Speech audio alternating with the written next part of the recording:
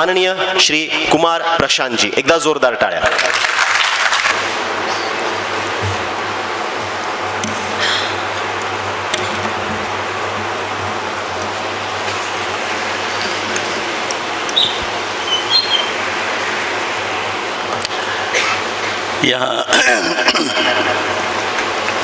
यहाँ व्यासपीठ पर मेरे साथ बैठे सभी विशिष्ट जन और मेरे सामने आप सब जो उपस्थित हैं,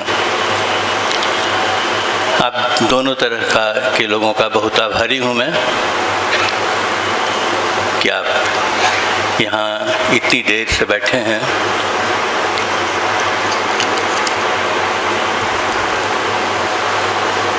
मुझको बहुत खुशी होती है अगर मैं मराठी में आपसे बात कर पाता, लेकिन मराठी मुझको आती नहीं है. इसीलिए मराठी में जितनी बातें कही गई उसमें से जितना मैं समझ पाया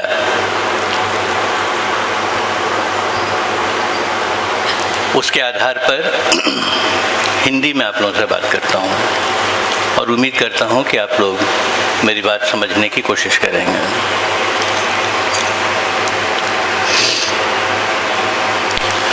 जरा नजर मिले तो फिर उन्हें सलाम करो. जरा नजर मिले तो फिर उन्हें सलाम करो.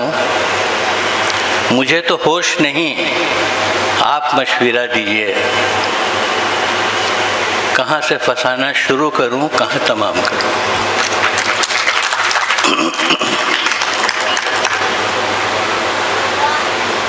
इसलिए कि फंसाना बहुत कुछ है कहने के लिए, बहुत सारी बातें कहना चाहता हूँ लेकिन घड़ी देखता रहता हूँ. तो चाहे संचालक महोदय ने जितना भी कहा हो, मुझको मालूम है कि इस समय लंबा व्याख्यान देना आप लोगों के साथ अन्याय होगा. इसीलिए कुछ ज़रूरी बातें जो मेरे मन में हैं उनसे शुरू करता हूँ. सबसे पहले आपसे ही बात करता हूँ. आपसे यानी आपके जिन बच्चों का यहाँ सम्मान हुआ, जिनको पुरस्कृत किया गया, उनको तो बधाई देता ही हूँ. आपसे कहना चाहता हूँ कि अपने बच्चों को उड़ने के लिए आसमान दीजिए. उनके आसमान को छोटा मत बनाइए. अच्छा बोलना और अच्छी लिखावट में लिखना, ये दो चीज़ें हैं जो शिक्षा का आधार है. या मैं कहूँगा कि एक अच्छे आदमी का आधार है. इन दोनों की तरफ अपने बच्चों को उड़ने दीजिए, बढ़ने दीजिए. बच्चों के साथ सबसे बड़ी दिक्कत यह है कि हम सब लोग बच्चों को अपनी तरह का बनाना चाहते हैं. ऐसा तो भगवान ने भी नहीं किया.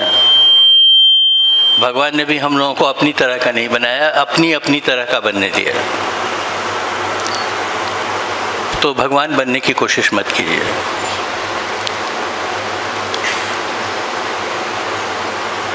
बच्चों को स्वतंत्रता दीजिए. वो सभी एक अलग अलग व्यक्तित्व लेकर अपने पास आए हैं. संयोग से कोई आपके घर में आया है, कोई आपके घर में और कोई मेरे घर में, लेकिन वो सब अलग हैं. उनकी प्रतिभाएं अलग हैं, उनका आसमान अलग है, उनको कहीं और पहुंचना है. हम अगर अच्छे माँ बाप हैं तो उनको वहाँ तक पहुँचने में मदद कीजिए. उनको अपनी तरह का मत बनाइए. हम ही कोई बहुत अच्छे नहीं हैं, तो हम अगर उनको अपनी तरह का बनाएंगे तो कैसा बनाएंगे. तो कार्बन कॉपी बहुत बुरी होती है.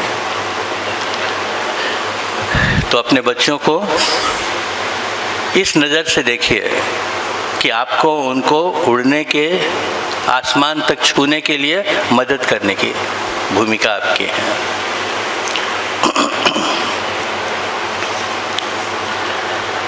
दूसरी बात वारे सर से कहना चाहता हूँ.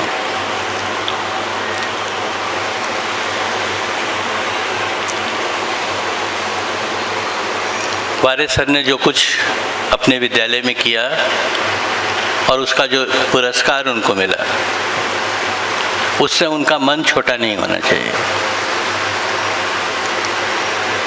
वो पुरस्कार उनको मिला, यही इस बात का प्रमाण है कि वो सही काम कर रहे थे।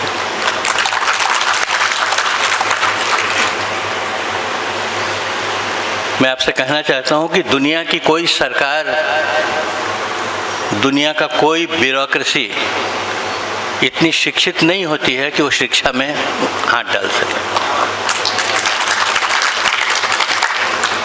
समाज इतना शिक्षित होता है कि वो अपनी शिक्षा में हाथ डाल सकता है।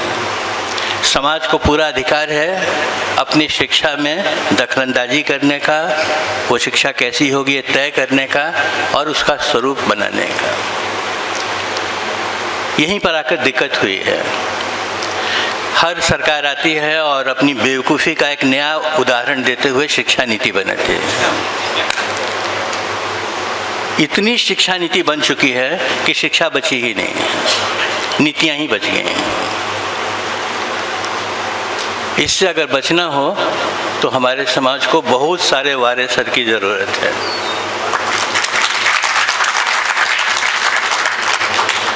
वारे सर से मैं अनुरोध करूंगा, अपनी तरफ से भी और आप सब की तरफ से भी,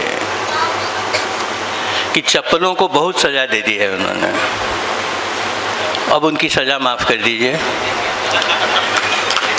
और चप्पलों की जगह जहाँ है वहाँ उनको रहने दीजिए। सज़ा तो बड़े बड़ों की माफ़ होती है, चप्पल बेचारों ने इतनी सज़ा तो नहीं की है कि इतने लंबे समय तक उनको न पहना जाए। तो अब उसको पहन लीजिए, हम सब की तरफ से हमारा अनुरोध स्वीकार करिए।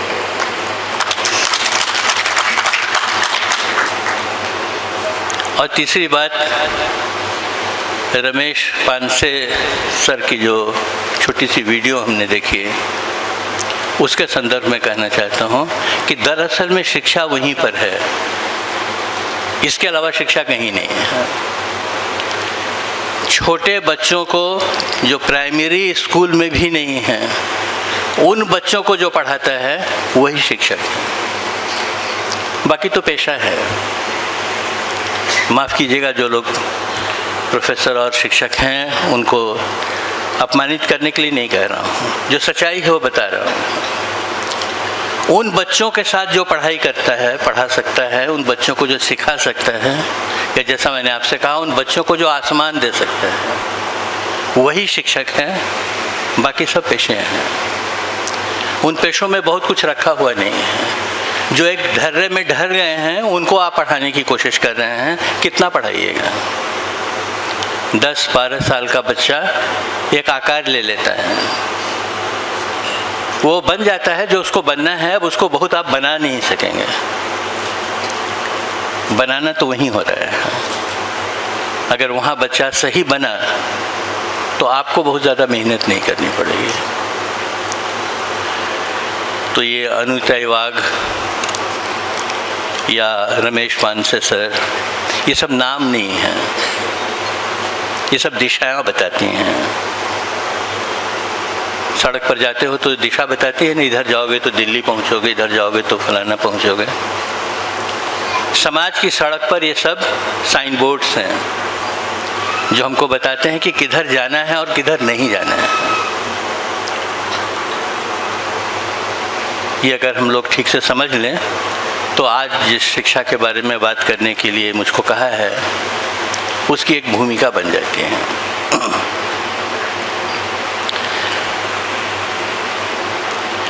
जब संजय खोरे सर ने मुझको यहाँ के लिए आमंत्रण दिया तो मैं थोड़ा संकोच में था। संकोच इसलिए कि इतने सारे जगहों पर भागता रहता हूँ कि मुश्किल होती रहती है किसको हाँ कहूँ और न कहूँ। महीने के 20-25 दिन यात्रा में ही रहता हूँ, तो इसीलिए हर आमंत्रण के बारे में थोड़ा शक होता है कि इसको करना चाहिए कि नहीं। तो इसीलिए मेरे मित्र मनोज बैठे हैं वहाँ, उनसे मैंने पूछा कि भाई यहाँ जाने की बात बारे में क्या कहते हो, क्योंकि वो महाराष्ट्र के हैं, परिचित हैं। नहीं, उन्होंने कहा नहीं इसमें तो ज़रूर जाइए। तो अगर ये दो लोग नहीं होते तो शायद मैं यहाँ नहीं होता। तो संजय खोरे सर का, मनोज का मैं आभारी हूँ कि उन लोगों ने मुझको सही जगह पर आने के लिए प्रेरित किया।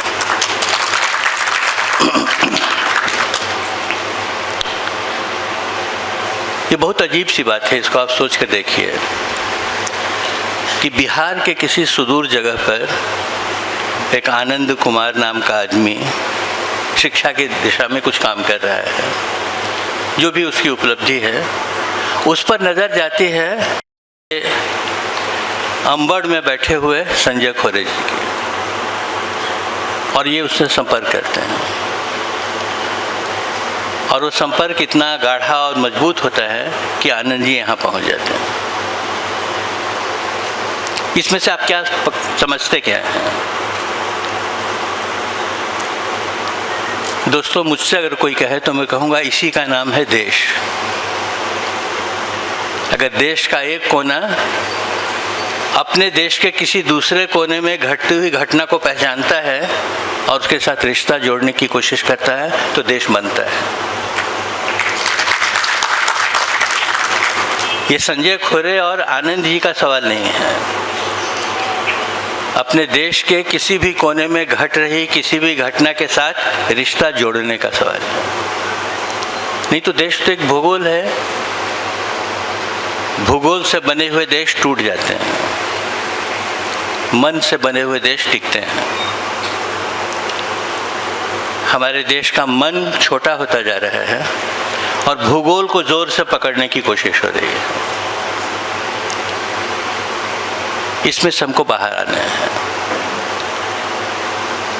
हमको हमारे मणिपुर में घट रही हर घटना पर नज़र रखनी चाहिए और हमको अपने अंबड़ की टूटी हुई सड़कों के बारे में फिक्र करनी चाहिए। ये दोनों एक ही चीज़ है और शायद इसी का नाम शिक्षा है।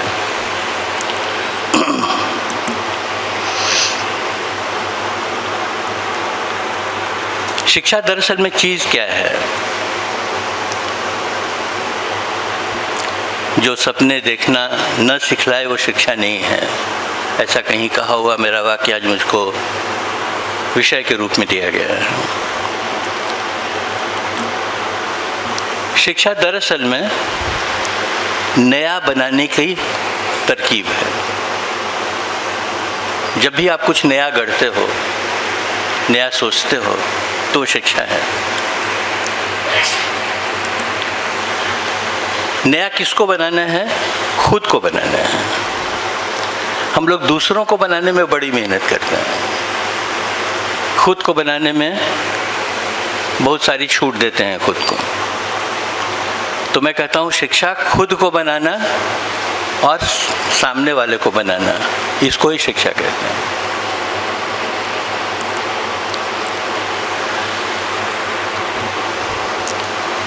हमको किसने बनाया है? हमको ईश्वर ने बनाया है, या ईश्वर न मानते हो तो प्रकृति ने बनाया है। एक आदमी, हम आप सभी प्रकृति के द्वारा बनाए हुए एक आदमी हैं।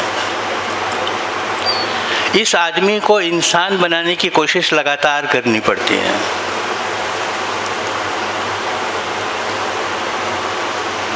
दो हाथ, दो पाँव, दो आँख हम सबके पास है, लेकिन जो इंसान बनने की कोशिश छोड़ देता है तो हम देखते हैं हमारे बीच में से ऐसे ही दानव पैदा हो जाते हैं।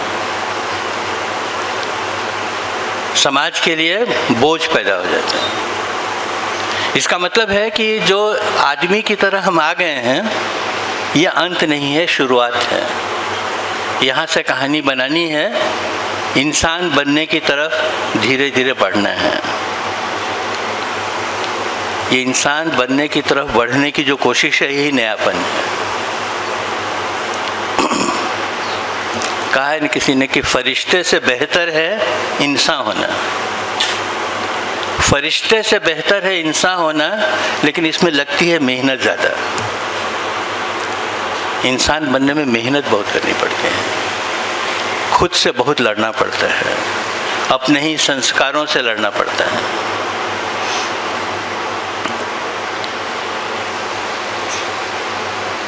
आप सोच के देखो, अंबड़ में बैठा हुआ संजय खोरे, मैं कल जब ये मुझको एयरपोर्ट से लेकर आ रहे थे तो रास्ते में थोड़ी बहुत बात बता रहे थे ये,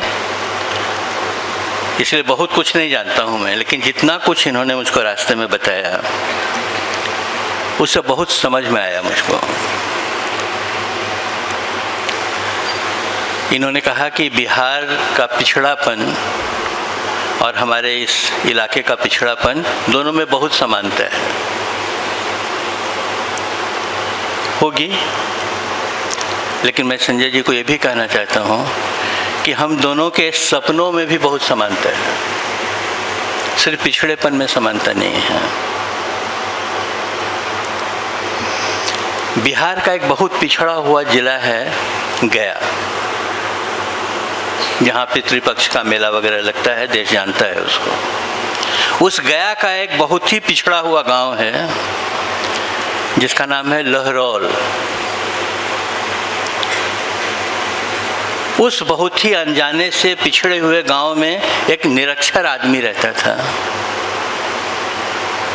जिसका नाम था दशरथ माझी।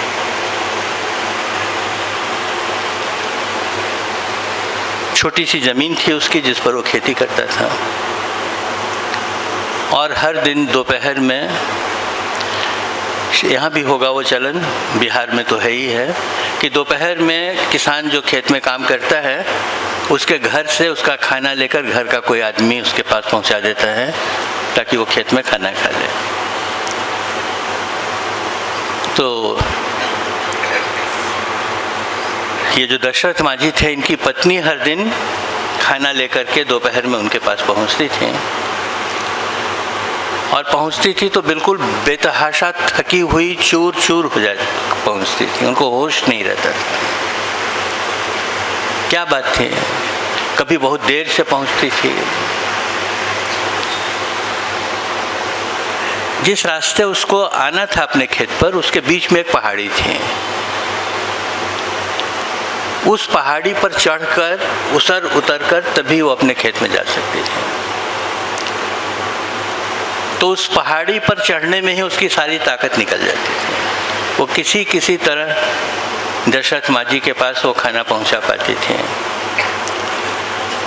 अपनी पत्नी की इस पीड़ा से दशरथ माझी बहुत पीड़ित हुए, और लेकिन अचानक उन्होंने तय किया कि इस पहाड़ के बीच से मैं रास्ता बना दूंगा अपनी पत्नी के लिए। और उन्होंने, मराठी में क्या कहते हैं मैं नहीं कह सकता हूँ, छेनी जो होती है जिससे आप काटते हैं, वैसी एक छेनी और एक हथौड़ी लेकर पहाड़ से लड़ने दशरथ माझी खड़े हो गए। जब पहाड़ से लोग टकराते हैं तो ब्लास्ट कर देते हैं, पहाड़ टूट जाता है। पहाड़ ही नहीं टूटता है, प्रकृति का बहुत कुछ टूट जाता है, और तब सड़क बनती है। दशरथ माझी को वो नहीं करना था, इसलिए उसने उस हथौड़े और उससे सालों मेहनत करके, जब सारा गया कहने लगा कि एक पागल आदमी हमारे बीच में आ गया है, इस तरह की बात से कहीं कोई रास्ता बनता है, इस तरह से कोई पहाड़ी कटती है। लेकिन सालों मेहनत करके दशरथ माझी ने उस पहाड़ के पेट के बीच से एक रास्ता निकाल दिया।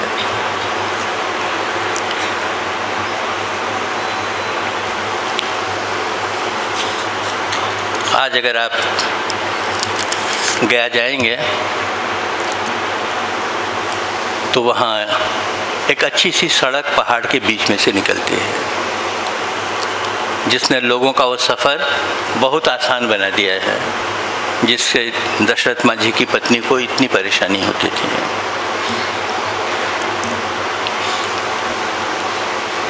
प्रेम की सड़क है वो,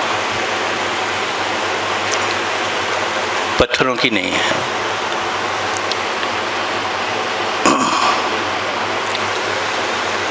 अब तो सड़कें नहीं बनती हैं, राजमार्ग बनते हैं। अब तो कई कई लेन की सड़कें बनती हैं। दशरथ माझी ने जो बनाया वो सपनों की सड़क है। जो मैंने कहा कि शिक्षा सपने देखना सिखलाती है, तो आप कहेंगे कि दशरथ माझी तो निरक्षर था। शिक्षा का निरक्षरता से कोई रिश्ता नहीं है।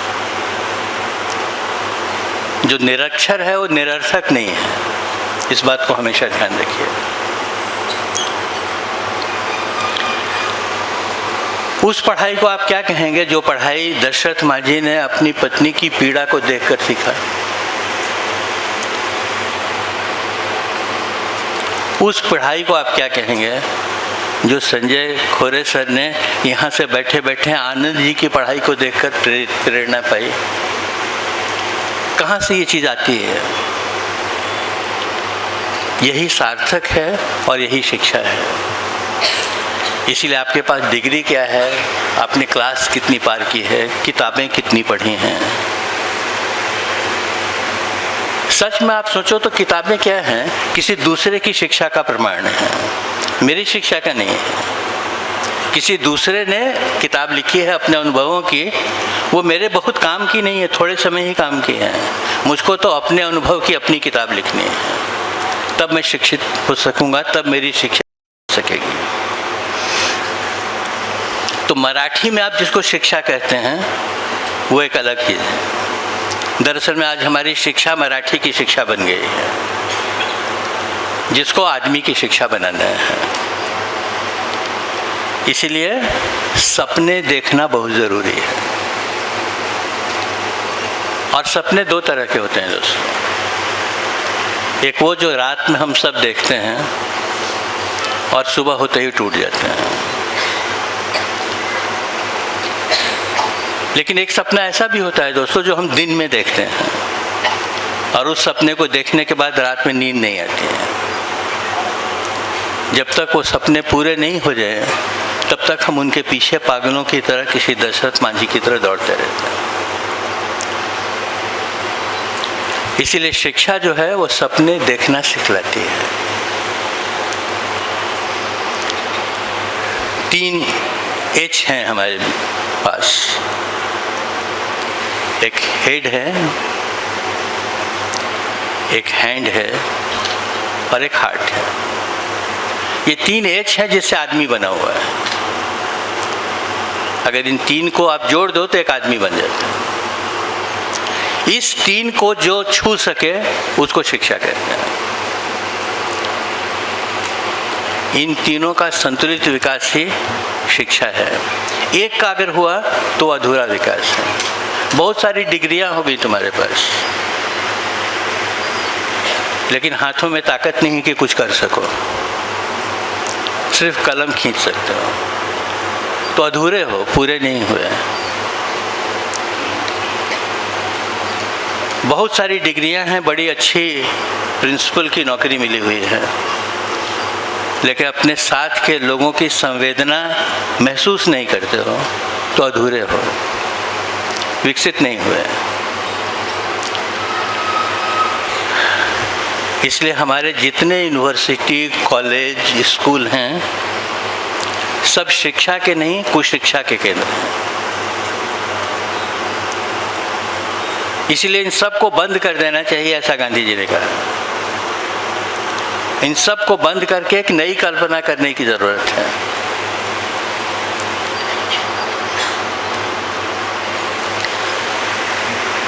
आज मैं आपके यहाँ आने के बाद ही, जिनके यहाँ रुका हूँ मैं, उन्होंने सुबह सुबह अखबार लाकर मुझको दिया। उस अखबार में खबर ये छपी है कि आपके जालना में और यवतमाल में परीक्षा शुरू हुई कि मराठी का पेपर व्हाट्सएप पर घूमने लगा।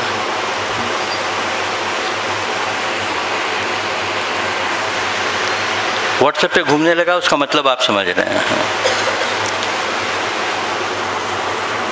परीक्षा शुरू होने के साथ ही अगर प्रश्न पत्र सब लोगों तक सार्वजनिक हो जाए तो उसको कहते हैं कि पेपर लीक हुआ।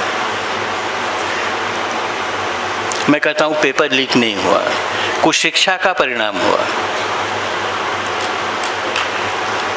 पेपर लीक कह के इसको एक अच्छा सा नाम मत दीजिए। ये कुशिक्षा का परिणाम है जो कल हम लोगों ने मराठी के पेपर के समय देखा। और फिर इस तरह से भी सोच कर देखिए कि अगर परीक्षा में लाया हुआ नंबर ही आपके ज्ञान का प्रमाण है तो नंबर पाने के लिए कुछ भी करने में क्या दिक्कत है? क्यों नहीं होना चाहिए? अगर वही आखिरी सत्य है कि परीक्षा में नंबर कितना आया, तो उसको पाने में कुछ भी कोई रास्ता अपना वो गलत नहीं है। अगर प्रधानमंत्री की कुर्सी पाना ही शक्ति का अंतिम लक्ष्य है तो उस कुर्सी को पाने के लिए किसी भी रास्ते को अपनाने में क्या गड़बड़ है? तुमने ही कह दिया कि वही आखिरी चीज है। और अगर तुम कहते हो कि नहीं वो गलत चीज है, किसी भी रास्ते नंबर पाने की कोशिश करना गलत है, किसी भी रास्ते प्रधानमंत्री की कुर्सी पहुंचना गलत है, तो उस प्रधानमंत्री की इतनी जय जयकार क्यों करते हो? उसने जो किया अपनी जगह किया, हम उसकी जय जयकार क्यों करते हैं? क्योंकि हमारे मन में भी वही मूल्य बैठे हुए हैं। हमको भी मौका मिले तो वही रास्ता हम भी पकड़ेंगे। यहीं पर आकर के शिक्षा और कुशिक्षा का भेद समझ में आते हैं।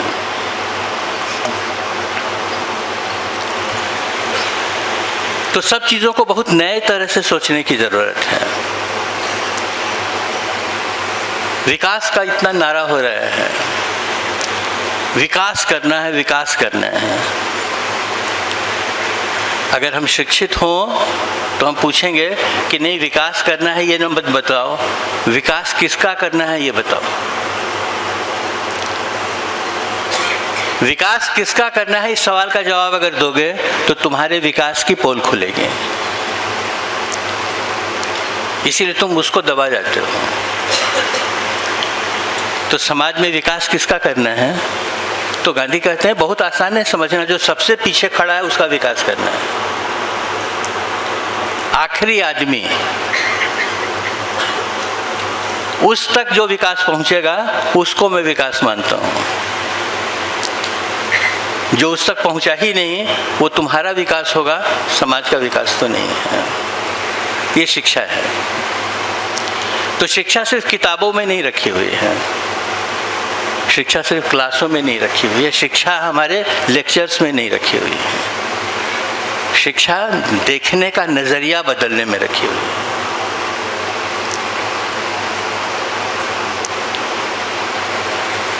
आज़ादी के बाद जब हमारे राज्य की सरकारें बनी और वो सारे सरकारों के लोग गांधी जी से मिलने आने लगे, हम तो ये करना चाहते हैं, हम तो वो करना चाहते हैं, तो उन्होंने एक छोटा सा वाक्य कहा। उन्होंने कहा कि जिस कुर्सी पर बैठे हो आज, यानी आज़ादी के बाद कुर्सियाँ मिली लोगों को, तो उन्होंने कहा कि sit on this chair tightly. इस पर बैठे हो तो आत्मविश्वास के साथ बैठो। इस पर बैठे हो तो क्या करना है वो समझ कर बैठो। Sit on it tightly but hold it lightly. लेकिन इसे चिपके मत रहो। इस पर बैठे हो और अगर लगे कि बैठकर कुछ नहीं कर पा रहे हैं, तुरंत उतर जाओ इससे, हल्के से पकड़ो। यहाँ तो जो कुर्सी पर बैठता है वो राम नाम सत्य होने पर ही उठना चाहता है। कोई कहता है 3 बार बने, मैं पूछता हूँ एक बार में किया क्या? कोई कहता है हम तो इतने साल रहे हैं। इतने साल रहे, किया क्या? देश की ऐसी हालत क्यों है? तो इसका मतलब क्या हुआ? देखने की नज़र बदलनी है। तुम्हारे कितने साल रहने में तुम्हारी ताकत मैं नहीं नापता हूँ, तुमने किया क्या है उसमें मैं तुम्हारी ताकत नापता हूँ। तुम कितने साल से प्रोफेसर हो और बढ़ते बढ़ते अब प्रिंसिपल बनने जा रहे हो, वाइस चांसलर बनने जा रहे हो, उससे मैं तुम्हारी ताकत, तुम्हारी योग्यता नहीं नापता हूँ। मैं नापता हूँ कितने बच्चों के लिए तुमने वो आसमान खोल दिया जिसमें वो अपनी प्रतिभा से उड़ सके। अगर वो कर सके हो तो शिक्षित हो। नहीं तो जैसा मैंने कहा पेशा है जो आप कर रहे हैं। तो शिक्षा बड़ी ही अजीब सी चीज़ है। ये अगर तुम्हारे भीतर जाएगी तो तुम्हारी नज़र बदल जाएगी, तुम नए तरह से चीज़ों को देखने और समझने लगोगे। और अगर नहीं, भीतर कुछ भी गया नहीं है तो रटी रटाई बातें तुम भी रटाओगे लोगों को। मैं पॉलिटिकल साइंस का विद्यार्थी था, इज़्म्स का एक क्लास होता था, दुनिया में जितने वाद हैं उनको पढ़ाते थे। साम्यवाद का क्लास हो रहा था, प्रोफेसर साहब एक नोट लेकर आए थे और उस नोट से हमको लिखा रहे थे। कभी 10 साल पहले बनाया होगा नोट उन्होंने, बस वही नोट हर साल पढ़ते थे। तो मैंने उठकर कहा कि सर साम्यवाद तो इससे बहुत आगे निकल गया है, उसकी बहुत सारी नई व्याख्याएं हो गई हैं। तो बोले अच्छा आप ही को आता है, हमने इतने साल झक मारा क्या? हमने कहा सर आपने क्या किया वो तो आप ही ने बता दिया। रोज रोज तुमको भी नया बनना पड़ेगा, रोज रोज किताबों के नए पन्ने लिखे जा रहे हैं, रोज नई नई शोध सामने आ रही है। आज जो पढ़ते हैं कल पुराना पड़ जाता है। तो शिक्षा के साथ कदम ताल करना हो तो 24 घंटे तुमको आंख दिमाग खोल कर रखना है, कहाँ क्या घट रहा है, क्या नया आ रहा है।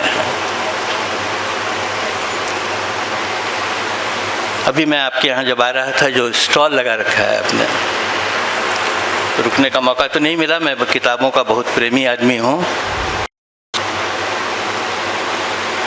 उसमें एक किताब रखी हुई है, बहुत बड़ा भौतिक शास्त्री था,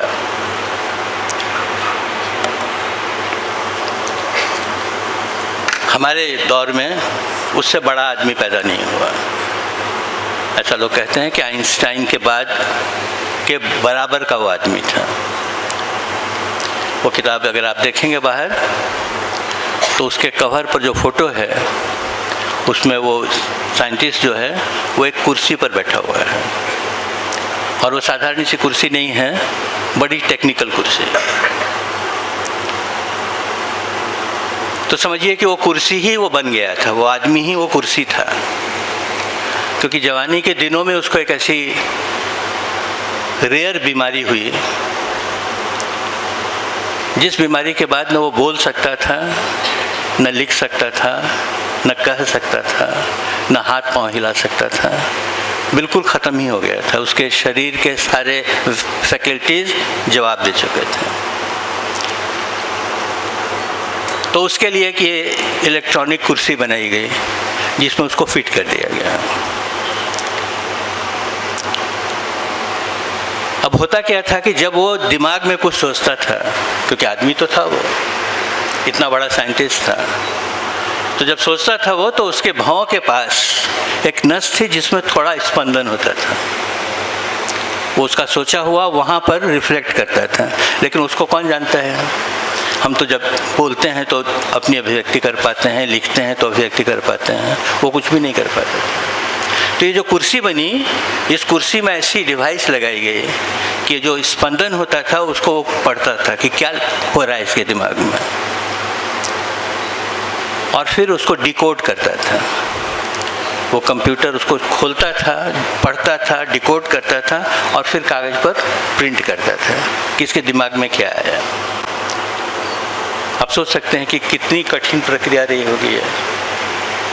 इस प्रक्रिया से 3 किताबें लिखी उसने, जो तीनों किताबें साइंस की दुनिया की मानक मानी जाती हैं। शॉर्ट हिस्ट्री ऑफ टाइम, वक्त जो है, समय जो है, इसको हम कैसे समझें, इसका इतिहास उसने लिखा है, उसी प्रक्रिया से जिस प्रक्रिया से मैं आपको बता रहा हूँ। तो बहुत सारी बातें वो लिखता है, सोचता है, आधी अधूरी हैं। कुछ किताबें बन गई हैं, कुछ ऐसे ही जॉटिंग जिसको कहते हैं अंग्रेजी में, आपने कोई बात सोची और थोड़ा सा करके रह गया। उसको डिकोड कर रहे हैं अब धीरे धीरे, उसको खोल रहे हैं, देख रहे हैं कि क्या है ये। उसमें एक जगह वो लिखता है कि बहुत ही विनाश की दिशा में हम लोग तेजी से जा रहे हैं। मैं देख रहा हूँ कि ये पूरी ह्यूमन रेस जो है, और ह्यूमन रेस जब वो कहता है तो हम सबको जोड़ लेता है, काले गोरे सब लोग शामिल हैं, पूरी मानव जाति जो है। वो कहता है कि ये एक ऐसी दिशा में जा रही है जो विनाश के ही तरफ ले जाएगी, इरिवर्सिबल है, इसको बचाना मुश्किल है। और फिर कहता है कि अगर इसको कुछ बचने का रास्ता मिल सकता है तो इसको गांधी के पास जाना पड़ेगा।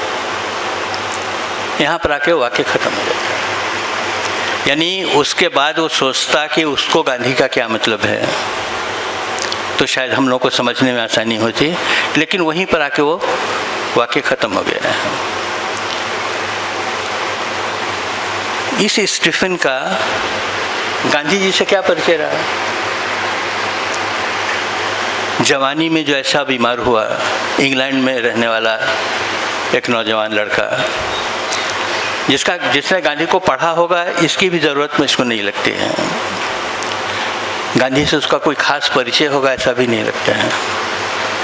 लेकिन वो अपने इस बीमार मानसिकता में जब सवालों से जूझता है कि इसमें से निकलने का रास्ता कहाँ मिलता है, तो उसको लगता है इस आदमी के बताए रास्ते को खोज कर देखना चाहिए। गांधी का रास्ता क्या है?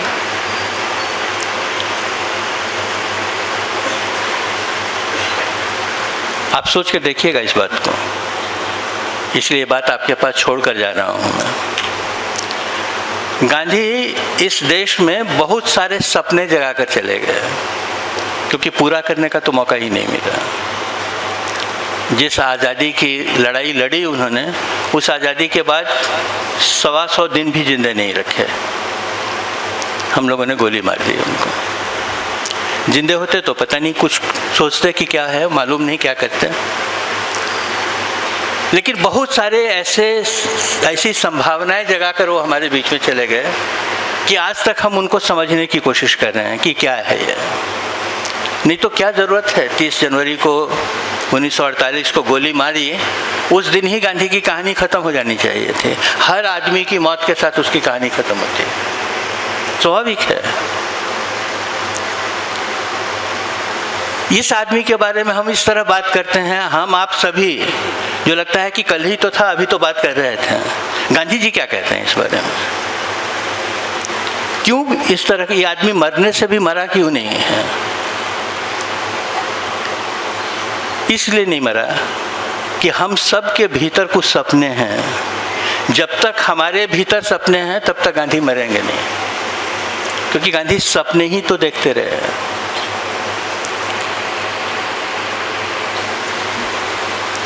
एक ऐसी लड़ाई का सपना देखा उन्होंने जिसमें हथियारों का इस्तेमाल नहीं होगा। मनुष्य जाति ने इससे पहले कभी सोचा नहीं था कि ऐसी कोई लड़ाई हो सकती है। लड़ाई तो मनुष्य अपने जन्म के साथी से लड़ता आया है, कबीलों से लड़ता आया है, जंगलों से लड़ता आया है, और आज एटम बम से लड़ रहा है। लड़ाई हमारे लिए कोई नई बात नहीं है, हम जानते हैं लड़ाई कैसे होती है। इस आदमी ने कहा कि नहीं, लड़ाई तो लड़नी पड़ेगी, लड़ाई लड़ने में किसी से पीछे नहीं रहना है, लेकिन मैं एक ऐसी लड़ाई की कल्पना करता हूँ जिसमें हथियार की ज़रूरत नहीं पड़े। अब ऐसे आदमी को तो पागल खाने में ही बंद कर देना चाहिए, लेकिन उस आदमी ने वैसी लड़ाई लड़ दी, सुदूर दक्षिण अफ्रीका में लड़ दी और फिर अपने देश में भी आकर लड़ दी, और कहा देखो ऐसी लड़ाई हो सकती है, और ऐसी हो सकती है कि दुनिया का सबसे बड़ा साम्राज्य भी पस्त हो जाए। ऐसी लड़ाई की जा सकती है, ये सपना है। उसने कहा कि ऐसी जीत होनी चाहिए जिसमें सामने वाला का सर न कटे। अब आज तक तो मनुष्य जाति जीत का मतलब ही ये समझती है कि सामने वाला धराशायी हो तो जीते। ये आदमी कहता है कि नहीं, जीतेंगे, लेकिन सामने वाले को साथ लेकर जीतेंगे, उसको ख़त्म करके नहीं जीतेंगे। अब ये भी एक सपना है, किसी बहुत ही नीम पागल आदमी का सपना है। लेकिन हम देखते हैं कि वो सपना उसने एक हद तक सिद्ध कर दिया हमारे सामने कि देखो ये हो सकता है। तो वो सपनों का सौदागर है, सबसे बड़ी बात यह है, इसलिए वो मरता नहीं है। जिस दिन हमारे भीतर से आशाएं खत्म हो जाएंगी, जिस दिन हमको ये लगेगा कि अब तो कोई बचा नहीं है, उस दिन गांधी भी खत्म हो जाएंगे। लेकिन जब तक ये आशा बनी है और हम अपने हर बच्चे को भविष्य की एक नई संभावना के रूप में देखते हैं और उसको आगे बढ़ाने की कोशिश करते हैं, तब तक ये मूल्य आगे बढ़ते रहते हैं। यही शिक्षा है। शिक्षा का जो सीमित अर्थ हम लोगों ने कर दिया है, उससे बाहर निकलकर शिक्षा का ये व्यापक अर्थ करना है। और जितना व्यापक हम कर पाएंगे, उतने सारे समाज को समेट पाएंगे। कैसा अजीब सा लगता है पढ़ाने का जो पूरा तंत्र है हमारा, जिसमें आप सब में से बहुत सारे लोग लगे हुए हैं उस तंत्र में। आपको अंदाज है कि वो पढ़ने वाले हमारी जनसंख्या के कितने % को कैटर करता है? कभी सोचा है इसके बारे में? हाल का आंकड़ा जो है वो कहता है कि पढ़ने वाली उम्र के भारत के जो बच्चे बच्चियां हैं, उनमें से सिर्फ 20% लोग हैं जो हायर एजुकेशन तक पहुंचते हैं। 80% लोग इसके बाहर हैं। और ये 20% जो तुम्हारे पास पहुंचे हैं, ये प्रॉब्लम बने हुए हैं। एजुकेशन प्रॉब्लम हो गए हैं।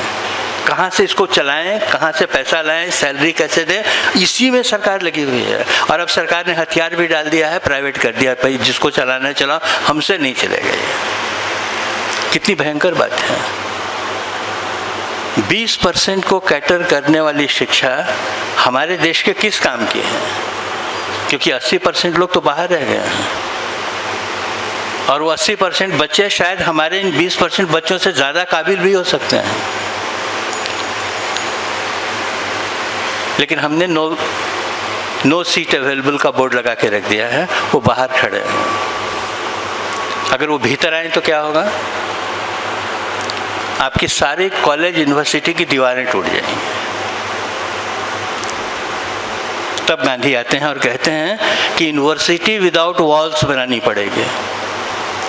ऐसे विश्वविद्यालय की कल्पना करो जिसकी दीवारें नहीं होंगी। तभी हम भारतीय समाज को शिक्षित कर सकते हैं। ये एक नए तरह की कल्पना है, जिसमें वो कहते हैं कि इंफ्रास्ट्रक्चर पर इतना सारा खर्च कर देते हो कि पढ़ाने के लिए तो फिर बचता ही नहीं है कुछ। इंफ्रास्ट्रक्चर का खर्चा बचाओगे तो शिक्षा में व्यय कर पाओगे। तो ये सोचने का एक नया ढंग है। और ये ढंग तभी आपको आएगा जब आप सब बच्चों के बारे में सोचना शुरू करेंगे। मेरे बच्चे का एडमिशन हो गया तो मेरी कहानी, मेरी जिम्मेवारी खत्म हुई, तो 20% तक ही रहेंगे।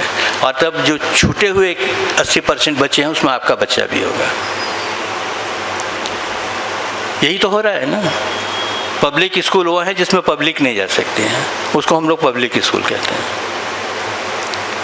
जिस स्कूल की फीस हमारे मुल्क के नागरिकों की औसत आमदनी से भी ज़्यादा है, वो पब्लिक स्कूल है।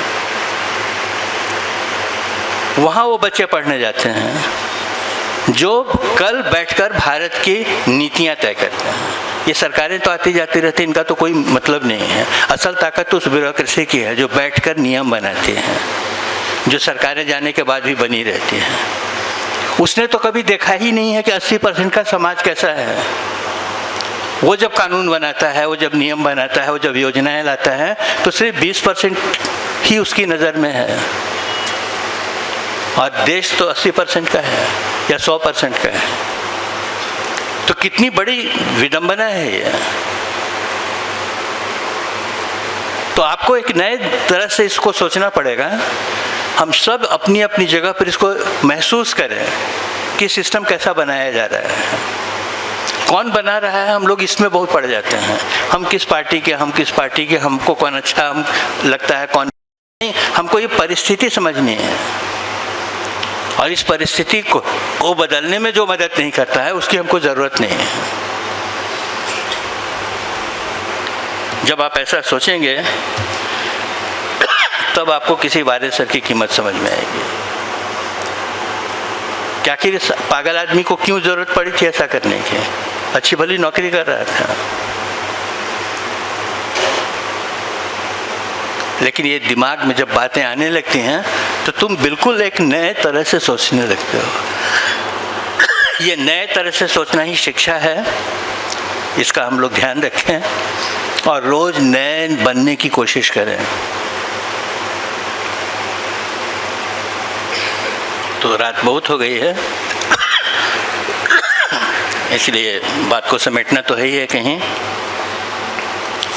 तो इतना ही कह करके इस बात को समेटता हूँ कि किसी के वास्ते राहें कहाँ बदलती हैं, किसी के वास्ते राहें कहाँ बदलती हैं। तुम अपने आप को कुछ बदल सको तो चलो। आप सबका बहुत धन्यवाद।